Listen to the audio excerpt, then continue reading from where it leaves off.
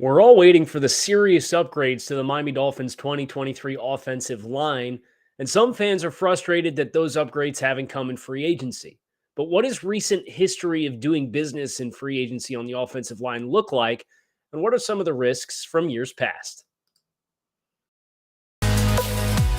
You are Locked On Dolphins, your daily Miami Dolphins podcast, part of the Locked On Podcast Network, your team every day.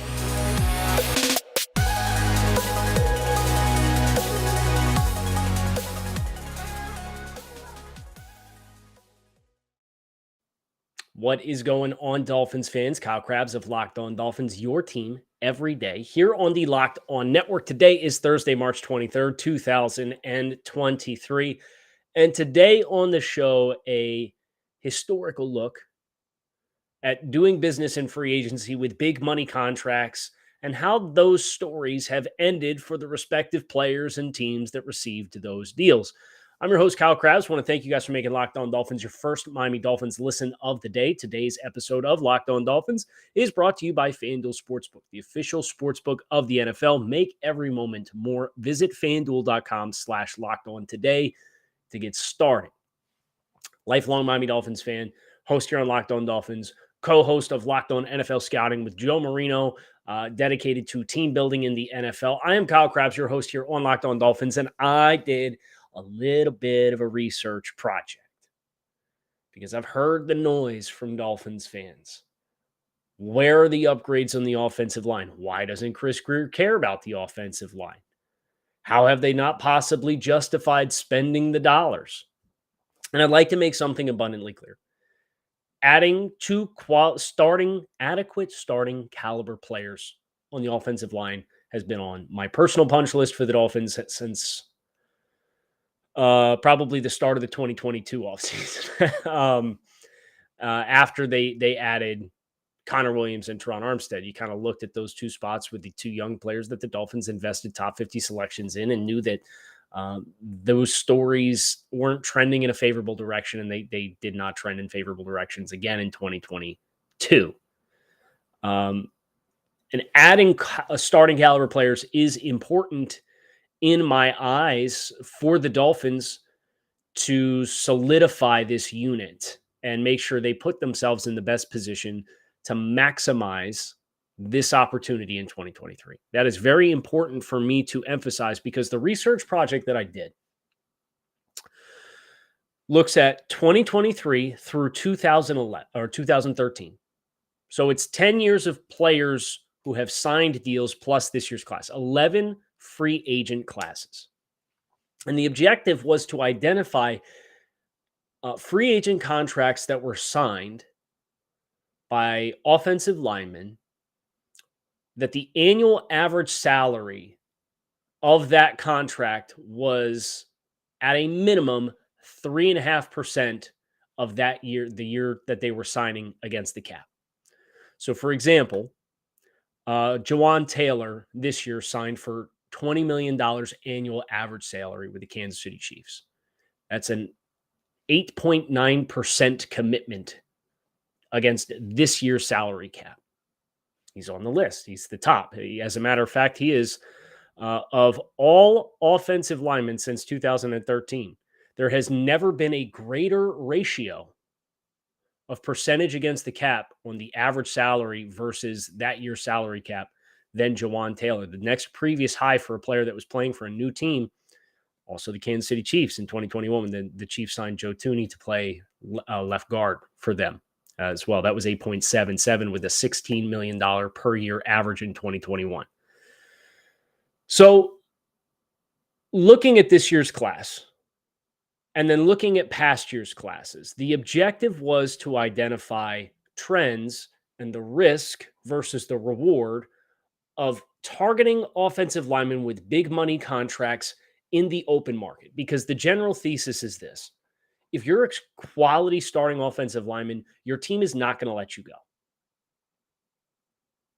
Because there is such a scarcity of quality starting offensive linemen in the NFL that teams that have good ones generally keep good ones until they feel they're not going to perform any longer. That's the general thesis, and I aspired to define that by looking at doing business in the open market with veteran free agents on the offensive line that are getting big money contracts. So here's what I could tell you. Since 2013, the 2013 offseason, there have been, I have documented 101 offensive linemen who signed a new contract as a scheduled free agent in which the average of the contract was equal to that year's 3.5% against the cap or more. 101. Now, I can't guarantee that's every single one. My due process was I went through all the free agent classes in Spot Track going back to 2013, and then went through just to make sure that there were no players that were missing. And I did catch a couple because of the timing in which they signed. I went through individual articles that had free agent class recaps.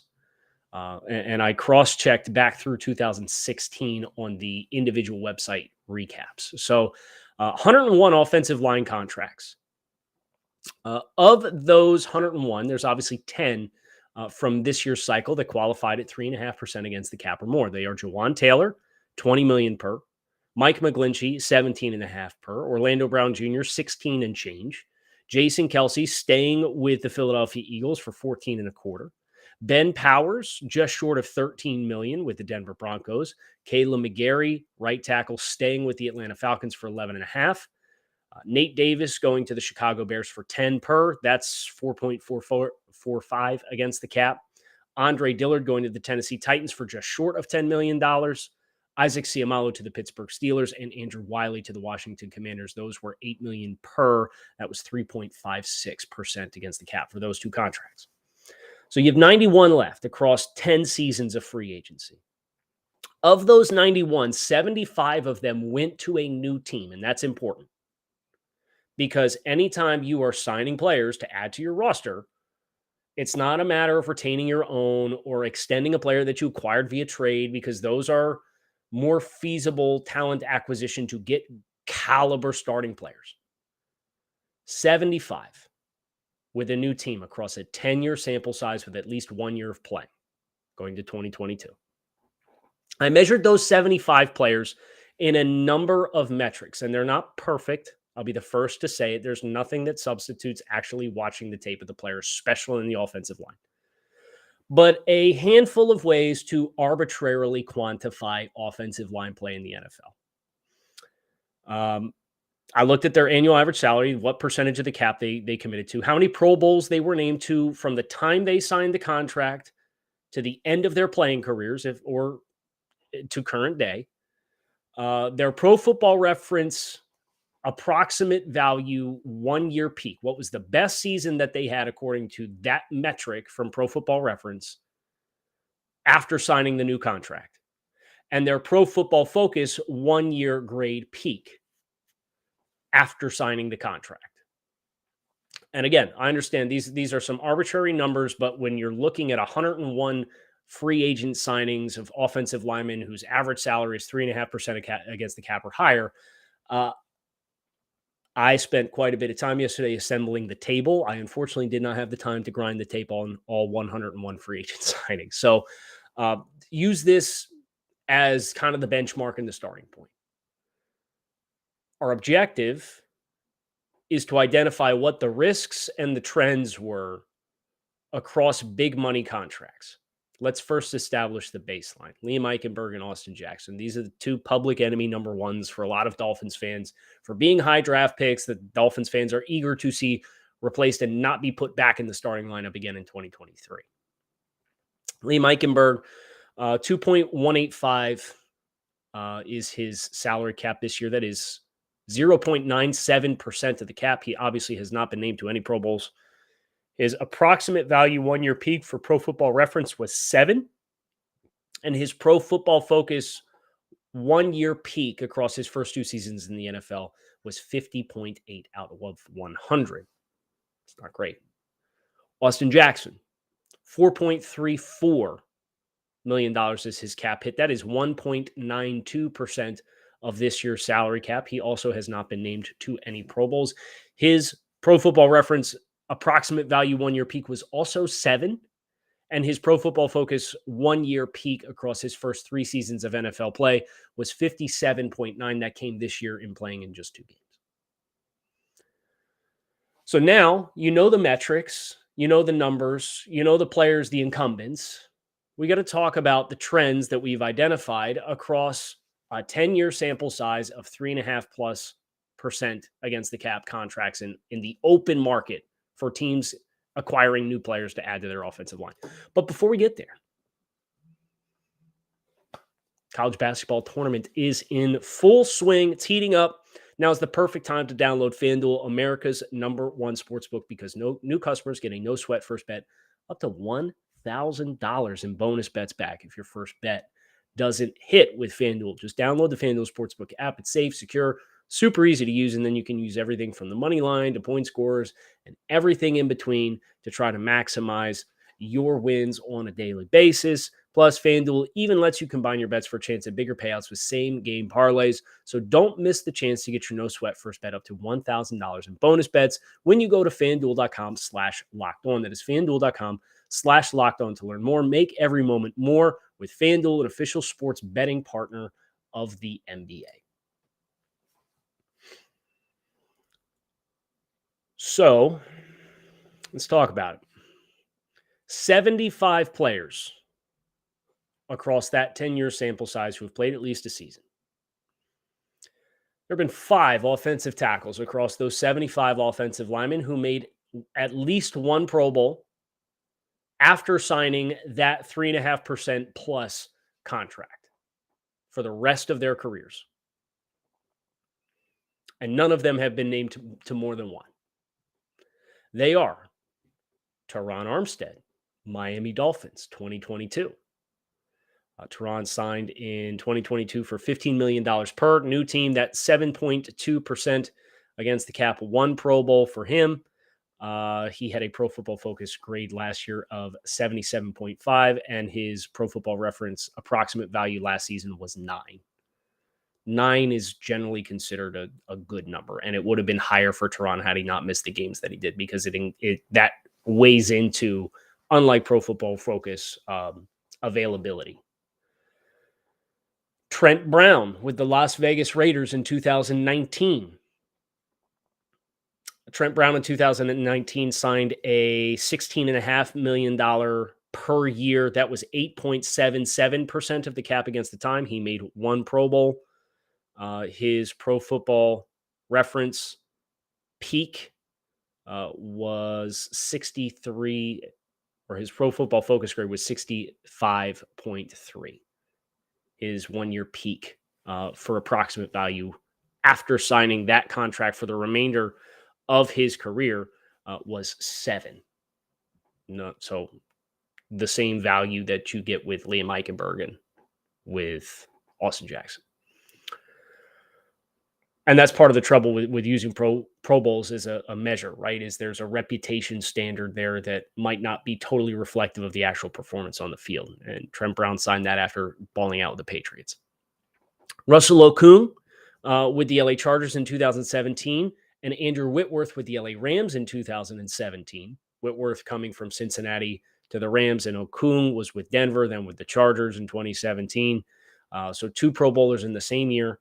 And then Brandon Albert, Miami Dolphins, signed in 2014, made the Pro Bowl in 2015. That is it for offensive tackles.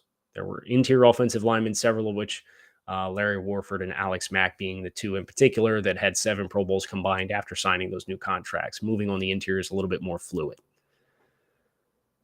Conversely, there were 7 offensive tackles that took their final snap in the NFL within 2 years after putting pen to paper on that 3.5% plus against the cap. Alejandro Villanueva, Brian Bulaga, Matt Khalil, Luke Jokel, Menelik Watson, Orlando Franklin, and Anthony Collins. So you had a better chance of taking your final snap in the NFL within 2 years of signing the contract than you did to make a Pro Bowl as an offensive tackle over the last 10 years, when your contract was 3.5% against the cap commitment or more. What does that tell you? That tells you the days of success for those players is largely behind you. Now, I don't think that's going to be the case for Jawan Taylor or Mike McGlinchey or Orlando Brown, who are your three big money. They're all 7% against the cap or more for their annual average salary. But the challenge with those guys is those dollar amounts were probably never going to be in play for the Dolphins in the open market. Well, your ceiling was probably the Caleb McGarrys of the world at 5% against the cap. That extra 2% is a difference of $5.5 million per season. So then you're into the Andre Dillards of the world, who is a first-round pick who could not break the starting lineup in Philadelphia across a bunch of injuries and a seventh-round pick that developed and beat him out. Andrew Wiley, kind of a career journeyman until the last few seasons, and he's a challenging one because while he's playing for a new team, he's playing in the same system. Eric Bieniemy went from Kansas City to Washington. Wiley was the starter the last year since Mitchell Schwartz retired. By the way, Mitchell Schwartz, one of the rousing success stories of free agency across this 10-year sample size at offensive tackle, but never made a Pro Bowl, so didn't qualify for that. 5 Pro Bowl tackles, 7 final snap in the NFL within 2 years of signing their deals. In total, 14 of those 75 players in total, not offensive tackles, but total, 14 made at least, or 14 were out of the league within 2 years, including interior offensive linemen, and 20 total offensive linemen made at least one Pro Bowl honor. So the ratio is nearly 50-50 of you get a Pro Bowl for a big money contract or the player's out of the league within 2 years.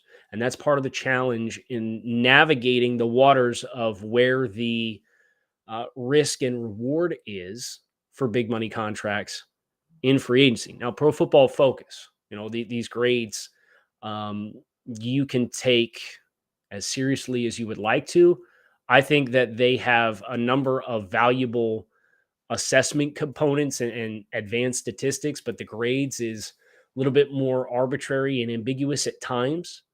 But nevertheless, in an attempt to qualify offensive line play, here's what I would say. The top 15 grades of all offensive linemen to play at least 50% of their team's snaps in 2022. The top 15 all logged a grade of 80 or higher. And across these 75 offensive linemen to sign these 3.5% against the cap or higher contracts, there were a grand total of 14 who logged a single season of 80 or higher as their high watermark for Pro Football Focus grade. So there were more offensive linemen this year in the NFL who logged an 80 or higher than there were free agent additions of 3.5% against the cap or more who logged an 80 or higher for the rest of their careers. Going again back to the challenge of the good ones, you're not normally going to find on the open market. And when the good ones do get on the open market, that's how you end up with Jawan Taylor having the highest percentage against the cap for his average salary in the last 10 years being committed to in a contract. Because there were a number of teams that saw, hey, this is a young offensive tackle with a lot of physical tools. We think his best days are ahead of him. We're in the market. And we're in the market. So many teams are in the market that it becomes nearly 9% of your cap commitment is Jawan Taylor for his average salary. Pro Bowls, we acknowledge the challenge of Pro Bowls. A lot of Pro Bowl is reputation.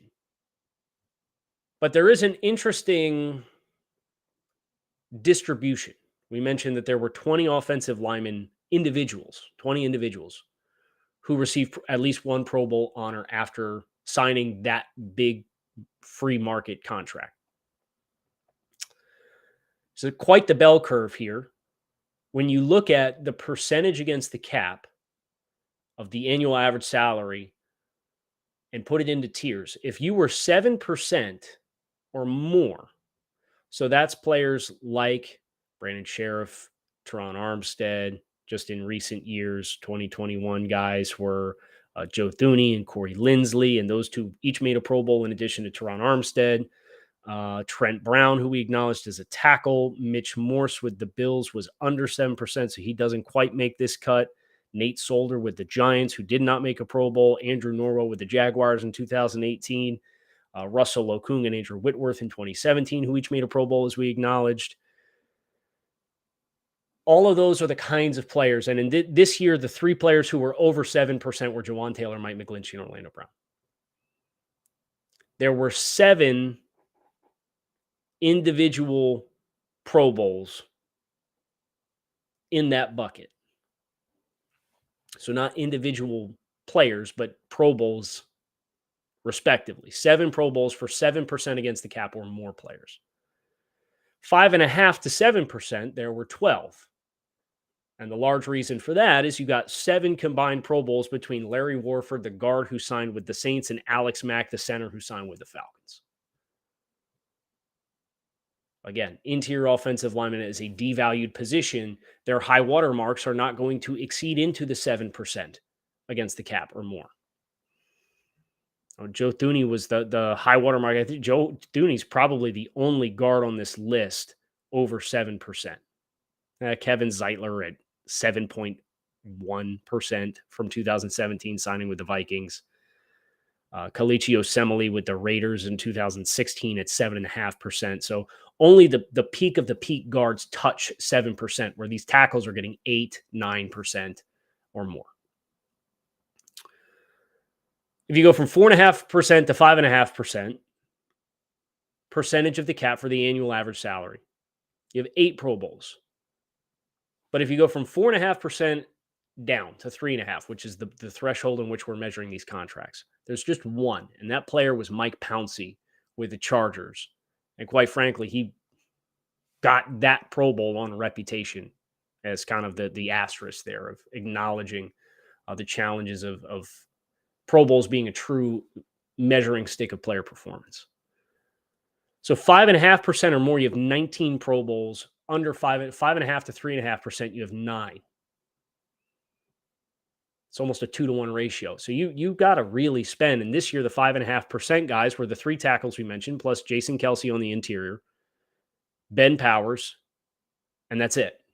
It's $13 million per more to give yourself what you would feel would be a reasonable chance at getting a Pro Bowl caliber player.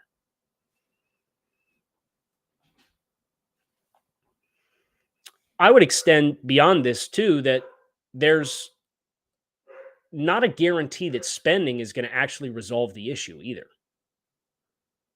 I mean, I look at across this 10-year sample size, the teams who led in the number of contracts that they give across that 10-year sample size that was over 3.5% annual average salary for the contract.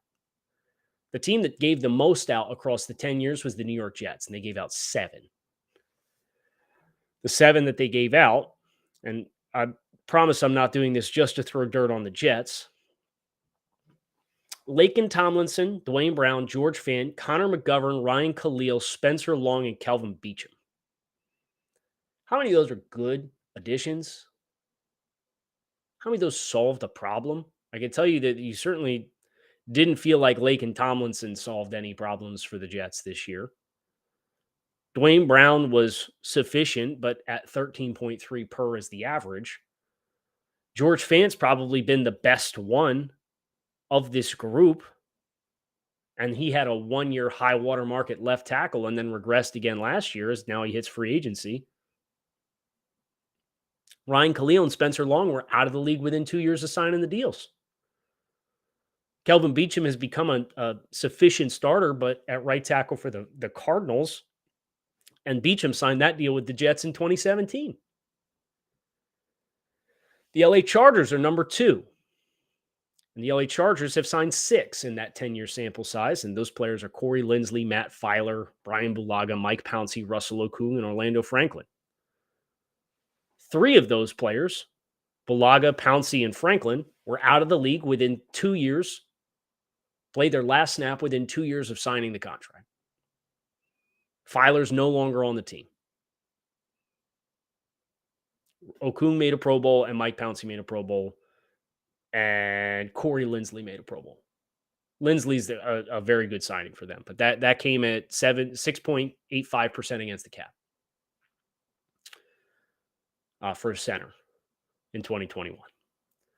The third highest best team, there's two, the Denver Broncos and the Jacksonville Jaguars. The contracts that the Jaguars gave out, Brandon Sheriff, Andrew Norwell, Kelvin Beachum, Jeremy Parnell, and Zane Beatles. And some of these are getting back into 13, 14, 15, and the cap commitments are significantly less. Like Parnell was probably the best consistent performer for them across those 5 contracts, but he came at $6.4 million annual average salary. And the Denver Broncos, Jawan James, Ronald Leary, Menelik Watson, Russell Okung, and Luis Vasquez. Vasquez was phenomenal for one season, but very dramatically fell off. He signed in 13. Okung made a Pro Bowl. Menelik Watson was out of the league within 1 year. Ronald Leary could not stay healthy beyond the first year he played there. Jawan James barely played at all on that contract. So I'm not sitting here dismissing the Dolphins for not adding players to the offensive line, but I think there is an acknowledged inherent risk with the players that are hitting the market on free agency are hitting the market for a reason. And a lot of times it's not reasons that set themselves up favorably for being a continued quality contributor to your offensive line and to your team. And when you put those players in a market where teams are desperate for quality offensive linemen and have money at their disposal to spend, the recipe is usually you're overpaying for talent that is not going to provide the return on investment. Now, I do think there were a couple addition opportunities for the Dolphins that would have made sense. The 3.5% to 4.5% players, while you're acknowledging based on historical trends that there's been one Pro Bowl in the last 10 years, and that was a guy who got on off reputation as a former top 20 pick. Nate Davis, Andre Dillard, Isaac Seumalo, and Andrew Wiley. Nate Davis, I was not interested in $10 million per. Andre Dillard has not been a starter and got 9.6. I think Seumalo and Andrew Wiley were interesting players. And Seumalo, I probably would have considered, and Andrew Wiley for their price points, I would have considered. Now, you know you're not going to sign Dan Feeney, and that's fine. But you're probably not going to sign at least one of your other starting caliber players. And I would ask you this, is Isaac Seumalo or Andrew Wiley at left guard or right tackle, when Seumalo played right guard in Philadelphia, are those better players than David Long, respectively at his position? And the same thing can be asked about the guys on the open market at the top for tackles. Jawan Taylor, Mike McGlinchey, Orlando Brown Jr., Ben Powers, those are all over that 5% threshold. There were guys that you would think have a reasonable chance of making a Pro Bowl, and some of them are still in the physical prime of their careers. You could have fit those contracts on, but you definitely aren't getting Jalen Ramsey. And my question would be, is Jalen Ramsey at another premier position and another primary position of need for the Dolphins a better football player than the tackles? Yes or no? I think Jalen Ramsey is a better football player. So you got a better football player, and you avoided the rat race of the open market, and then you reworked his contract in a way in which his cap hit this year is less than $3 million. So it's hard because you can't do everything, right? And even if the Dolphins had the first round pick this year that was stripped of them because of the Tom Brady and Sean Payton snafus, you're probably talking about drafting an offensive tackle in the top 25. And you probably feel much better about your outlook for the first round or for improving the offensive line. And instead, you don't have that. So now we're sitting here asking ourselves where these are going to come. Now, I didn't document these signings, but you did notice quite a few signings of veteran players who are probably in the same stratosphere of we're within 2 or 3 years of the end of our snaps, taking snaps in the NFL. And they're signing for $5 million, $6 million, $4 million. Those are veterans getting cut free from big contracts post June 1.